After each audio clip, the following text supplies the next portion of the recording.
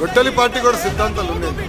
గొడ్డలి పార్టీ సిద్ధాంతం విధ్వంసం, గొడ్డలి పార్టీ సిద్ధాంతం బూతులు మాట్లాడతాం, గొడ్డలి పార్టీ సిద్ధాంతం మహిళల్ని అవమానిస్తాం, గొడ్డలి పార్టీ సిద్ధాంతం అడుగు బలహీన వర్గాలు చెందిన వ్యక్తుల్ని చంపేస్తాం, గొడ్డలి పార్టీ సిద్ధాంతం దాడుల్ని చేస్తాం.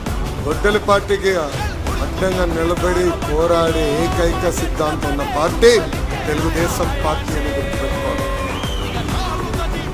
ఫేక్ ప్రచారం కూడా వాళ్ళ డిఎన్ఏలో ఉందబ్బా. మ్యానుఫ్యాక్చరింగ్ డిఫెక్ట్లు ఉన్నాయి. అరే అబద్ధం ఎంత బాగా చెప్తారు, నేనే ఆశ్చర్యపోతాను. డిఎస్సి పైన అనేక ఆరోపణలు చేశారు. 150 రోజుల్లో సుమారుగా 240 కేసులు వేశారు. అవన్నీ తట్టుకుని ముందరికెళ్ళి డిఎస్సి పూర్తి చేశారు. రిజర్వేషన్ పకడ్బందీగా పాటించారు. అబద్ధాలు చెప్పారు.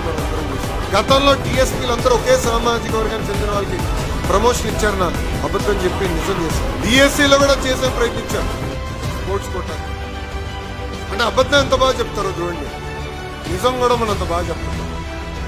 మళ్ళీ చెప్తున్నాను, నిజం కూడా మనం అంత బాగా చెప్పండి. మన అందరం అప్రమత్తంగా ఉండాలి. అంటే రాష్ట్ర స్థాయిలోనే అంత అబద్ధాలు చెప్తున్నారంటే గ్రామాల్లో ఇంకెంత చెప్తారో ఒక్కసారి ఆలోచించాలి. ఇది మనందరం గుర్తుపెట్టుకోవాలి.